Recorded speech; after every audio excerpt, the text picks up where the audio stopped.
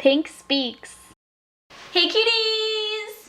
So today I am going to be doing a Pink Speaks, as you guys saw from the title here, or the intro rather. I went onto my Twitter today and I asked you guys, what do you want to see me talk about? Because I didn't really have a video planned. It is Saturday, so we just relax on Saturdays and like Sundays as well. And you guys said you wanted to know mostly about relationships, boys, and a lot of you said about my past abusive relationship, because I have never discussed in detail at all about it. And I've just like brought up a little bit, like when I've discussed relationship things, but I've never went into detail at all. And I know that unfortunately some of you guys are in abusive relationships, whether that is verbal, physical, or mental abuse. Those are all still, you know, abusive relationships. I have been in actually all three of those, which is very unfortunate, but at least I am out of it now, and that is key.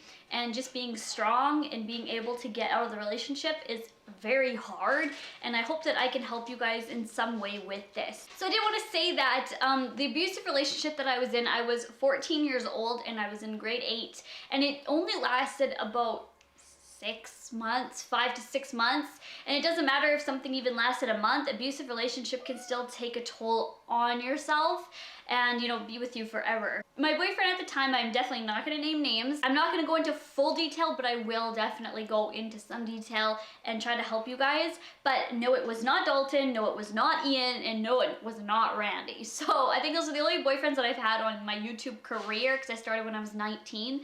So no, you guys have never seen him, I've never talked about him, and I don't even know him anymore. But so I was in grade 8 and the relationship started out actually good. Like, it was one of probably the best relationships I've had that started out amazingly. Like, I felt it was like a puppy love stage. Like, I obviously was not in love with him, but it was very sweet, and he always held the door for me and, you know, waited for me to get out of class, got my shoes for me, because at that time we had to like keep our winter shoes separate from, anyway, it was like a big boot room, but he always would bring me my shoes for me and, you know, get my coat for me. He would like be at my locker all the time. It was kind of a little weird that way.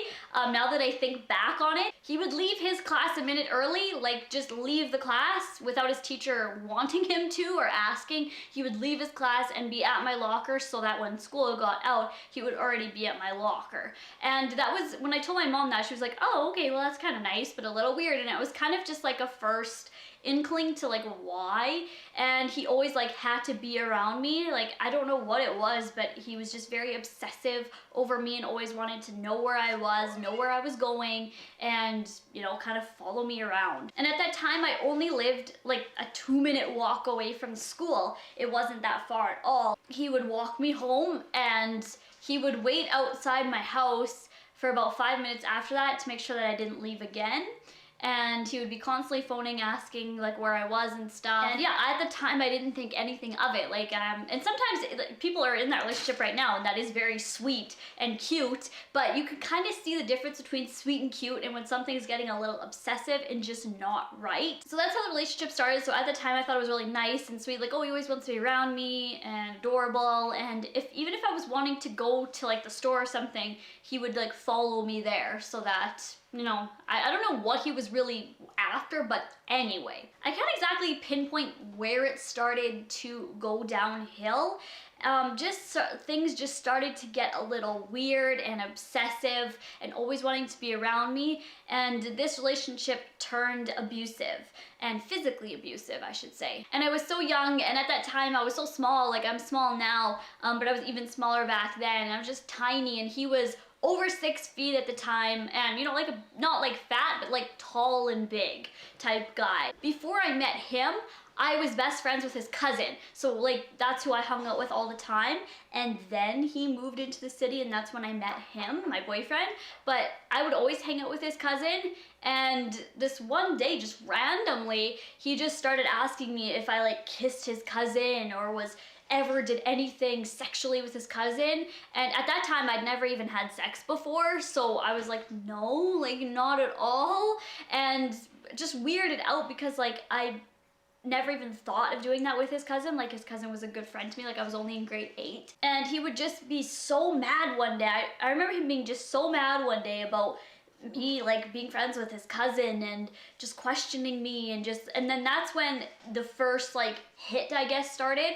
Was he pushed me against my bathroom. I was in my bathroom getting ready, and he just like pushed me against the wall and hard, like forcefully, to the point where like my chest, like you can hear like the out of breath sound. That's what happened. Like I was very out of breath, and like the wind got knocked out of me, and I was not expecting, and I did not know what to do at all. And then he kept like pushing me, and then I like fell into the bathtub.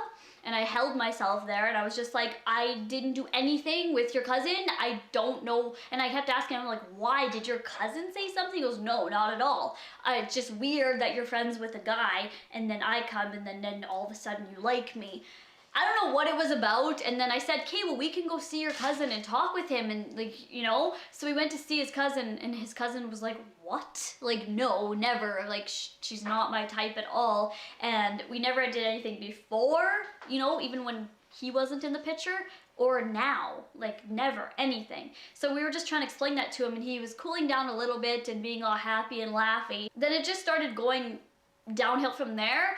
And I was basically told like things that I was allowed to do and wasn't allowed to do. And I became very, very self-conscious in myself. I've talked a little bit about that in me being like really low self-confidence. There was a time in my life I always said, well, this was that time.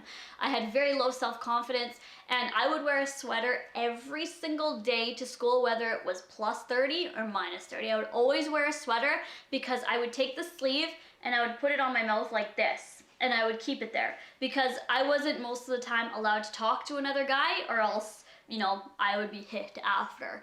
And the pushing, the first incident was just the pushing. Then it started to be hitting, slapping, punching, and it was scary, obviously, because I'm like 4'9" at the time and like 80 pounds, and he's like 6'2".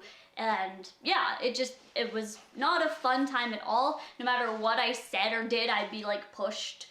You know, not around anyone. It never happened around people. Like, he would never do it in front of anyone. It was always behind closed doors. But this one time, we were walking to the corner store, and I had my hand here, and I was just kept looking down, because I would just look down the entire time. And I don't remember the conversation at all, but I said something like, what are you gonna get at the store? And apparently he was in a bad mood and said that, you know, I'm in a bad mood, and you're making it worse. And there was like a rose bush sort of thing, and he pushed me into that and punched me in the side of the head.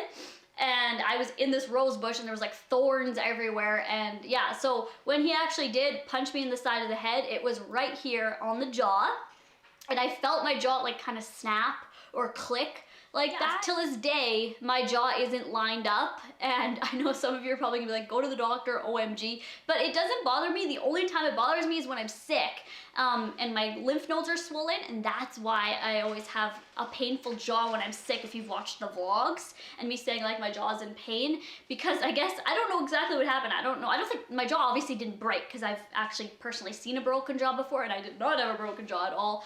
I don't know if it's dislocated or what. I am not a doctor, and I've never told the doctor that. So this is kind of why I want you guys to learn from my mistakes, and do not keep this a secret. Even if it's becoming verbally abusive, you don't want to keep it a secret. You want to get out of the relationship, because most girls will say that they want it to change, they know it can be better because, and like the number one thing that's always said is, it was good in the beginning, and I want it to be like that in the beginning. Well, most of the time, a guy or a girl will kind of, you know, not put on a show, but basically, I guess, yeah, put on a show, or try to act a little better than they are, or put on like a little fake facade to say like, oh, look at me, I'm good, right? Because most people aren't gonna be like, oh, look, you know, I don't shave my armpits, ha ha ha, or look, I don't brush my teeth right at the beginning. You know what I mean? Like, they'll kind of do all these extra things to get your attention. So if you are in an abusive relationship, and if you do get hurt, like I was hurt, and especially the jaw thing, like now that's like with me for the rest of my life, I want you guys to learn from that and know, you know, if something like that's happening, tell somebody, tell your mom, your dad, your friend, your teacher, your principal, something you need to tell, or even a doctor. Like, you go and talk to somebody who's gonna help you. Do not do what I did and just like say, oh, whatever, you know, it only hurts when I'm sick or something like that. That's why my jaw hurts, is my lymph nodes get so swollen just like everyone else's, but it pushes against my jaw, and my jaw is now like in an abnormal way. I don't know, like I can crack my jaw and I can like feel it like it's out of place like this. Yes, I don't know if you guys will be able to tell at all or anything. At the time it really hurt and I had a swollen, you know, jaw for so long, but nobody could really tell because I had my hand in front of my face the entire time. And that's around the time when I started, you know, wearing makeup, and I would cover up a lot of the things that were going on. I had very long black straight hair at the time, and I would just, you know, put it over my eye if I had a bruise on my eye. I just want to come here and show you guys this isn't like a sad sob story on my part. I'm not looking for attention at all. I'm happy that I am past that and in an amazing relationship, in a relationship that I've always dreamed of having, and it's good, and it has been good for like, you know, a year and some months, and not just like, oh, it's been good for a week, woo. Like I've, you know, spent the time in the relationship. The reason why I'm on here is to show you guys and tell you guys the signs, and if you're in this, to get out and don't keep it a secret like I did. Something actually very traumatic happened so that my mom found out how it was, and I'm not gonna go into that. I'm perfectly fine and all right, and there are some things that are meant to be private, especially if you're making videos and, you know, being on the internet, and just some things that aren't meant to be shared, and that's one of them. But how the relationship ended and everything like that, it was a little bit serious, and that's how my mom actually found out that there was something going on. So even though me and my mom have always been close, you don't know fully what somebody's experiencing behind closed doors. And if you're in something like that, please, please get help.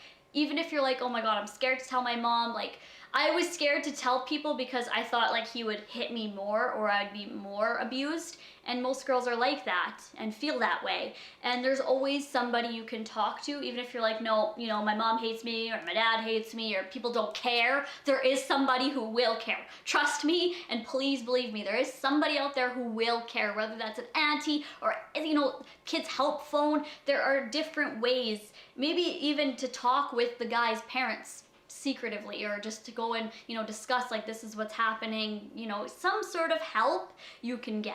And it may seem scary to get help. I mean, I was in the position, I was terrified. It's just hard to go through. And the one other thing that really was traumatic that happened to me was one day we were playing in the park, and my camera's about to die, so I'm sorry. We were playing with our friends, and I always, you guys know this, have always had guy friends. And they all had to leave and go back home, and they all went back home, and then for some reason he got really upset because I had guy friends and I don't hang around enough with girls or have girlfriends. And it just got, you know, to the point like I literally would just stand there and go, okay, yeah, okay, yeah, you're right, I won't do it again, yes, you know, you're right, and I won't, please, please, please. And he would just be yelling and yelling, and it would just get him madder and madder and madder and madder.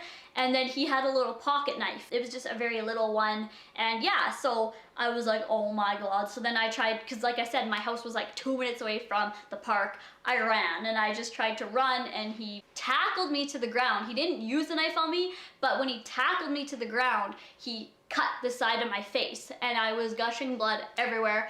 And I will show you guys the scar. I'm wearing makeup right now, so you can't see it, but here's a clip of it right here. I do have a little scar on my face. It has went down severely, but you can still see that there's a scar on my face from that moment. But yeah, I still to this day don't know if he was purposely trying to use that knife on me or if it was an accident, because it was kind of really quick, and tackled me. And then when he actually tackled me, flipped me over, put it to my throat and said, you know, you don't tell anyone, I didn't do this on purpose, and you tell everyone that it was a sock. That, I swear to God, a sock. Because before that, we were playing around and we found this like weird looking sock in the playground. We didn't touch it or anything like that, but we saw it there. And so he thought maybe that was like evidence to see, like we were playing around with it and it cut me. Who knows what that is? And I'm being dead serious. So when I came back home, I obviously had blood on my face, and my mom said like, what the heck? Like, you're bleeding? You have a huge cut in your face. What happened? And I told her it was a sock. And you can ask her, if you ever see her, ask her what happened to my face. She'll say it was a sock. But obviously now I have told her now, but that's what I told her at the time. And I said, I don't know, like there was some sort of, people were throwing it around and there was some sort of glass or something in it. So that's what cut me. I don't know, but that's a warning sign into just, you know, being open and honest with the people that you love, especially like if you have a mom or a dad or a sister or a brother who is so close to you and who will help you. Be honest with them, and even though it's going to be very hard, please just get help and learn from my mistakes, even though it has been like 10 years since this incident, and I'm so thankful that I was able to get out of the relationship. Even though it was a traumatic way to get out of the relationship, I still was able to get out and be free. Some people are stuck in the relationships, and you don't have to be. You can always find a way to get out and be happy, whether that's restraining orders or divorces or just leaving. And you know, there's always help. Police will help. You just have to, you know, work with the police, I guess, so to speak. If you are still keeping contact with the person and still texting them or talking to them or hanging out with them, then the police can't really do much because you are still communicating with them. But like I say, there's always a way, and if the police aren't there to help you, because I've been in that position too, who they don't even care at all and won't do anything. I've been there. Who helped me? My mom, my animals, like to be there for support. Like I just would talk to them and tell them everything and like hug them. And my brother, that's who were there for me at that moment. And what's keeping me strong now is a good relationship, having somebody like Dalton in my life who I can talk to. And sometimes I will just get sad out of the blue, or, you know, start crying. Oh my God, I feel like I'm gonna start crying right now. Wow, well, I don't know why. But just to start crying out of the blue, or certain things will just remind me of things, and it's just sad, and I'm sad that it happened to me, but I'm in a good place now, and I was not expecting to cry. Like, I'm over this and above it. And well, you can never be completely over something, but like I say, it's good to have somebody to talk to, or, you know, to remember good memories and know what you have now. And yeah, so, and life is just so much precious. Like, let's just say you have nobody in your life, or you feel like you have nobody in your life. Life is precious, and just making yourself happy and choosing to be happy every day is key. And I just talked to you guys for about 20 minutes now, and my camera's about to die any second. So I will thank you guys for listening to me, and I hope this helped you. Like, honestly, like I really hope I helped you in some way. Or, you know, if you have a friend who's going through it, or you or your mom, or you have went through it, thank you for watching and for listening to me. And again, I didn't want this to be a sad sob story. I just wanted to try to help and know the dangers of love and puppy love and, you know, relationships and feelings. Feelings can be so strong that they can really break a person and go south. Like, feelings can get so strong that they can want to hurt you. And I guess that's what happened in this relationship. I don't know. But no, I do not talk to him anymore. I don't even know what he looks like, where he is. He moved away after the huge serious incident. But no, and I'm so happy to have a good relationship. And you don't have to have a relationship to be happy. You can have a relationship with your pet hamster if that makes you happy. Okay? Thank you guys so much for watching, and I will talk to you guys tomorrow. Bye guys! Let me show you guys how I went from this to this in a few simple steps. So if you would like to see this mascara